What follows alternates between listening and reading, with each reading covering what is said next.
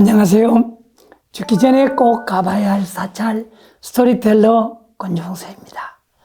부처님께서 사바에 오신 날을 축하하고 기쁨을 나누기 위해 온통 흐리는 연꽃으로 장엄됩니다.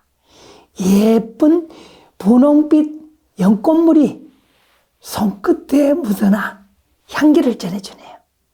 하나하나 연잎을 비비고 풀로 붙이고 색상을 맞추니 사찰은 어느덧 출렁거리는 연등 물결로 변합니다. 부처님 오신 날을 맞이해서 오늘은 합천 해인사 하면 여러분들은 벌써 팔만대장경 그렇게 하실 거죠. 그러나 남들이 관심을 두지 않는 대적광전에 있는 부처님의 위대한 탄생을 보라로 살펴보는 것 또한 의미 있는 일일 것입니다. 부처님께서 어떻게 태어나셨는지 알아야 팔만대장경의 위대함도 이해하실 겁니다. 대적광전 보단 뒤 왼쪽 벽에 가면 1897년에 조성된 팔상성도를 보신 분이 있습니까? 거의 없죠? 그러나 부처님의 생애를 8장면으로 나누어 한눈에 볼 수 있는 귀중한 불화입니다. 부처님의 탄생과 관련된 도솔레이상, 비람강생상을 살펴보고 하늘 위 하늘 아래 부처님 같으신 분 안 계시고 시방 세계를 둘러봐도 비교될 만한 분이 없다는 것을 확실히 제가 증명해 드리겠습니다. 먼저 왜 부처님의 탄생을 축하해야 하는가 라는 물음에 나는 반드시 부처가 되리라 라는 믿음을 주신 분이 탄생하셨기 때문입니다. 성아모니 부처님께서 전생에 수메다 행자로 수행을 할 때 연등 부처님으로부터 무산세월 사성지 10만 급을 지난 뒤에 고따마라는 부처가 될 것이다 라는 말씀을 수메다는 들었죠. 그래서 수메다는 부처님의 말씀에는 거짓이 없다. 나는 반드시 부처가 되리라. 굳은 서원으로 믿음을 저버리지 않은 결과 인류를 고통에서 구원하는 부처님이 되셨습니다. 그런 까닭에 신을 초월한 인간 부처의 탄생은 놀랍고 놀랍습니다. 모든 하늘의 신들은 꽃비를 무수히 흩날리며 부처님의 탄생을 찬탄 공양하였습니다. 선의 행자는 호명보살이 되어 도설천에 머물러 계셨는데 이때 부처님이 이 세상에 출현하신다라는 소리를 들은 수많은 전신들이 이 호명보살을 찾아가서 세계의 모든 중생을 구제하기 위해서 호명보살님이 부처가 꼭 되어줘야 됩니다 하고 간청을 하게 됩니다. 그래서 이 호명보살은 천신의 간청을 잠시 미루고 인간의 수명이 길지도 짧지도 않는 적당한 시기와 4개의 대륙 가운데 인도를 중심으로 한 연부제가 부처님이 출현하시기에 적당한 대륙으로 보고 또 나라는 작지만은 가필라국을 선택하고 훌륭하고 어질다 하는 뜻을 지닌 샤카족의 성을 가지고 사람의 마음을 움직일 수 있을 정도로 아름다운 마야 부인을 어머니로 수토다나 왕을 아버지로 관찰한 다음에 전신들의 간청을 받아들였다고 합니다. 수토다나 왕이나 마야 부인은 결혼한 지 20년이 넘도록 아이가 없어서 왕위를 계승할 왕자를 기다리고 있었는데 어느 날 밤 마야 왕비는 6개의 상아를 가진 흰색 코끼리가 오른쪽 옆구리로 쑥 들어오는 꿈을 꾸고 잉태하는 꿈을 꾸게 되었던 것입니다. 드디어 부처님께서 중생계로 내려오시게 됐던 거죠. 그래서 부처님께서는 도솔천에서 코끼리를 타고 인간 세계로 내려온 뜻을 불설보요경에서 이렇게 말씀하셨습니다. 이때 강이라는 범천이 말하기를 코끼리 형상이 제일이니 6 어금니를 지닌 흰 코끼리야말로 머리는 미묘하고 위엄과 실력은 뛰어났으며 항상 예쁘고 좋다고 범전에 그렇게 기재되어 있습니다. 보살은 마치 흰 코끼리와 같나니 온갖 것을 구하되 구제를 입지 않은 이가 없기 때문입니다. 해서 코끼리를 타고 사바세계에 내려오신 의미를 말씀하셨습니다. 이런 경전의 내용을 잘 표현한 것이 합천내인사 도솔내상 장면입니다. 부처님께서 긴 코끼리를 타고 도솔천을 출발해서 마야 부인의 태로 들어가는 장면을 나타내고 있는데 구름 속 가운데 흰 이빨이 6개인 흰 코끼리가 탄 호명보살이 앞장을 선 6명의 동자, 동녀, 또 육법공양을 이렇게 올리며 길을 인도를 하고 그 옆에는 천인들이 북, 피리, 둥소, 생황, 박, 비파 등 8가지의 악기를 연주해서 부처님의 8가지 음성을 또 나타내서 보살이 성불할 것임을 예견합니다. 또한 보살 우측에는 번을 든 비사문 천왕 등 4천왕이 호의를 하며 따라 내려오고 뒤에는 또 멸류관을 쓴 무수한 하늘의 신들이 배웅을 하는데 사상스러운 구름이 휩싸여 마야 부인의 침실 안으로 쑥 이래 들어가게 되었습니다. 근데 벌써 4천왕이 마야 부인의 시녀로 변해서 시중을 들면서 밀착 경호하는 장면이 또 보여집니다. 우측에는 코끼리가 태에 든 꿈을 꾼 후 수토다나 왕은 8명의 바라본에게 해몽을 하게 합니다. 태자를 잉태할 것이며 반드시 3계에서 가장 높은 분이 태어날 것입니다. 라고 말했습니다. 그래서 10달이 차서 친정인 대바다하러 가던 중에 아름다운 은빈이 동산에 머물러서 마야 부인은 아소카 나무의 꽃가지를 잡으려는 순간 선체로 오른쪽 옆구리로 태자를 이렇게 탄생하게 됐습니다. 이제 부처님이 탄생하셨으니 중생들의 근심 걱정은 뚝이죠. 사라졌죠. 그래서 이 아소카 나무를 무수라고 합니다. 불본 행집경에 룸빈이 동살에서 보살이 처음 오른쪽 옆구리로 나왔을 때 제석천이 묘하고 보드러운 자신의 옷으로 손을 감싸가지고 보살을 받아들이고 이때 사천왕은 보살을 안고 그 마야 부인을 향해서 보여드리면서 세상에 큰 부인이셔. 이제 기뻐하소서.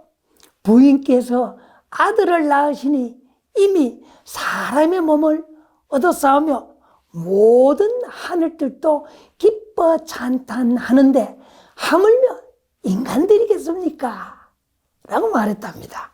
과거 현재 인과경이나 불본 행집경 등의 많은 경전에서는 시타르타가 탄생하였을 때 허공 가운데서 저절로 갖가지 하늘 음악과 온갖 노래소리가 나타났고 갖가지 꽃과 온갖 향이 비처럼 내렸고, 또한 태자가 탄생하였을 때 하늘의 모든 큰 수레바퀴만한 일산을 들고 와서 제석환이는 손에 보배 일산을 들고 태자를 가려주었고, 대범천왕은 흰 불자를 가지고 와서 서 있었답니다.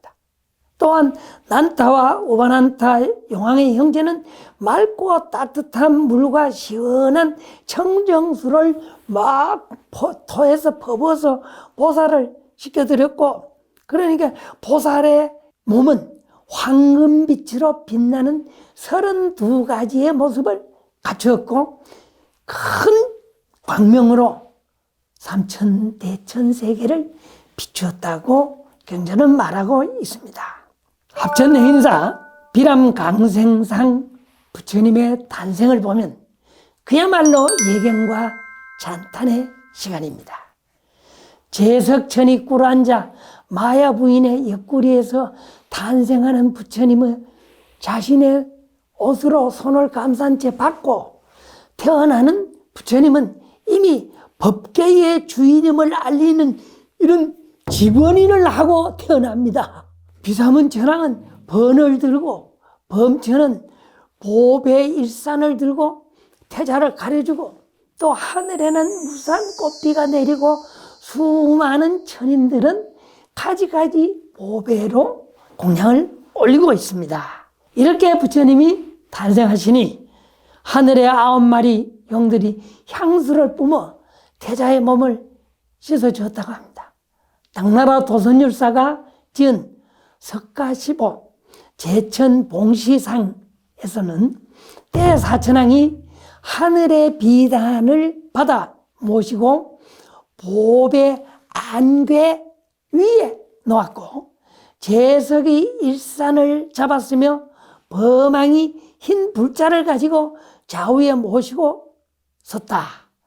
난타의 형제는 공중에서 물을 토하면서 따뜻한 물과 시원한 물로 몸을 목욕시켰다고 하였습니다. 이런 태자 목욕과 관련된 경전을 또 해인사 비람강생상에서 잘 표현하는데, 태자의 목욕 장면을 보면 난타, 오바난타 용왕을 비롯해서 9마리 용이 구름 속에서 머리만 이렇게 내밀고 차고 따뜻한 물을 이렇게 막 품으면서 눈은 동그랗게 뜨고 흰 수염을 날리면서 신나합니다. 목욕시키는 게 그렇게 재미있었나 봐요. 그 아래에는 사천왕이 바친 금안석, 금빛 목욕탕에는 구룡의 샤워기가 태자가 목욕을 시키는데, 태자의 몸에서 나오는 오색 광명은 삼천대천세계가 두루 비추어 있는 모습이 보여집니다. 또 태자의 좌우에는 범천이 흰 불자를 들고, 제석천이 일산을 잡고 사천왕이 전부 다 시립해서 있습니다. 또 그 아래는 천녀들이 향수를 그릇에 담아두었고, 천녀 좌측에는 2개의 연꽃이 호련히 솟아오른 표현을 하고 있습니다. 이제 부처님의 위대한 탄생 선언이 남았죠? 부처님께서 이 세상에 오신 뜻은 무엇일까요? 천상천하 유아독존 3계 계고 아당안지입니다. 부처님께서 태어나면서 하신 첫 말씀인 이 탄생계는 천수경에서 말한 진실어중 선미로, 부처님께서 진실한 말씀 가운데 베푸신 첫 비밀스러운 말씀입니다. 무엇이 부처님의 진실한 말씀인가? 천상천하 유아독존, 하늘 위 하늘 아래 오직 홀로 존귀하다는 것이 진실한 말씀입니다. 부처님은 태어나기 이전부터 이미 깨달음을 이루신 분이기 때문에 오직 홀로 존귀하다는 뜻이죠. 그 다음 베푸신 비밀스러운 말씀은 3계 계고 아당안지, 중생의 모든 고통을 없애서 내 마땅히 평가하리라는 말씀이 곧 중생들에게 하신 비밀스러운 말씀입니다. 부처님의 탄생계에는 이보다는 더 진실할 수 없는 진실어 중 선미로입니다.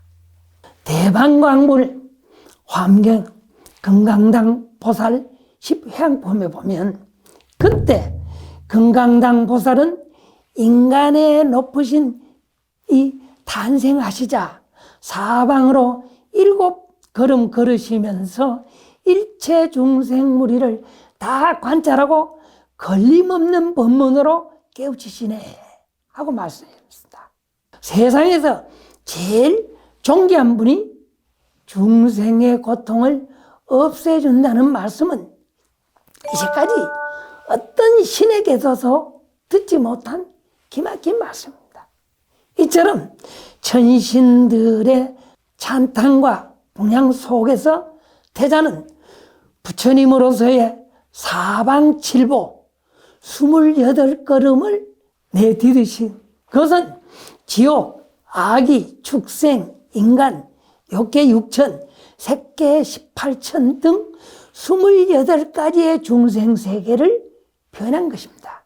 한 손은 위로, 한 손은 아래로 가리킨 뜻은 지하의 세계인 지옥에서부터 하늘의 세계인 색계 18천까지의 공간에 28개의 세계의 부처님의 사자후를 들려준 것입니다.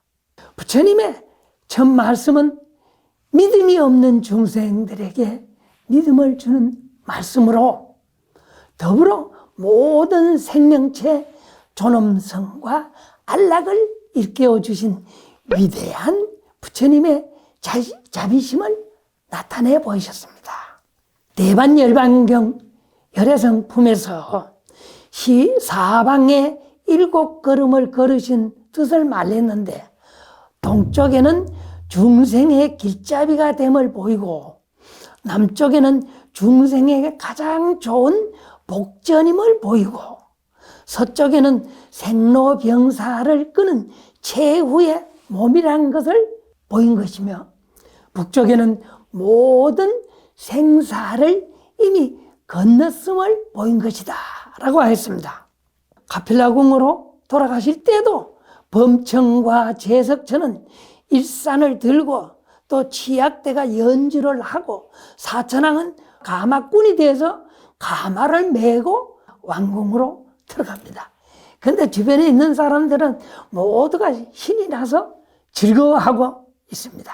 왕궁에 도착하자 남쪽 향산에 있던 아시타 선인이 부처님이 태어나셨다라는 소리를 33천으로부터 듣고 나서 하늘을 날아서 카필라 성으로 들어왔습니다. 그래서 태자의 관상을 이렇게 살피고 그냥 울어버립니다. 태자야말로 32가지 거룩한 모습을 갖추었으므로 만약 집에 계시면 전륜성왕이 되고 만일 집을 떠나 도를 구하면 부처님이 되어서 하늘과 인간을 제도할 것입니다. 그러나 내 나이가 벌써 120살로 나는 장차 부처님을 뵙지 못하여 진리의 가르침을 듣지 못할 것이니 이를 원통이 여길 뿐입니다 라고 이야기하는 장면도 나오죠. 이처럼 태어나면서부터 중생에게 무한한 자비심을 베풀어 주신 부처님께 우리들은 무엇으로 보답해야 될까요? 대방광불 화엄경 6권에 보면 부처님의 광명은 모든 중생 다 깨우쳐 주시니 등불로서 부처님께 공양해야 하나니 이 등불로 부처님께 공양하기에 세간에서 뛰어난 등불이 되고 이 모든 등불을 켜서 미묘한 광명을 얻었네 하고 말하였습니다. 촛바일에 연등을 밝히는 이유이고 또한 부처님의 자비심의 보답할 뿐만 아니라 내게 돌아올 공덕 또한 무량하기 때문입니다. 불자들이 초파일 날 등을 다는 모습은 참 아름답습니다. 부처님께 올리는 등공양은 중생들이 바라는 모든 일이 속히 이루어지도록 하는 공양이고, 또한 모든 죄를 소멸시켜주는 공양이며, 화엄성중들이 자비로 보호해주는 공양입니다. 등 공양으로 인해서 백천만 가지 삼매의 향기가 몸에 배고 부처님을 기억하는 광명의 깃발이 되고 영험함을 항상 지니는 보호의 창고가 되기 때문입니다. 이런 마음으로 등을 달고 난 다음 원하는 내용을 적어서 부처님 전에 기원해야 합니다. 불설 일체열의 안상 삼매의계경에 보면 등을 달고 난 다음에 등 진언인 옴 바라 네배 사바를 3번 외우고 나서 이 등공양의 광명이 어둠을 없앱니다. 제가 지금 지극한 마음으로 공양하오니 부처님께서는 받으시기 바랍니다. 이렇게 아뢰면 모든 어둠을 없앨 수 있다고 하였습니다. 부처님 오신 날 온갖 성스러운 징조를 두루 갖춰 모든 것이 이루어진 날, 시타르타의 날입니다. 오늘 법으로서 부처님을 배웁니다. 이제야 하늘과 인간 세계 존귀한 스승을 만났으니 지금 무생법인을 얻게 되었네. 부처님의 말씀은 진실이어라. 죽기 전에 꼭 가봐야 할 사찰 스토리텔러 권중서였습니다. 감사합니다.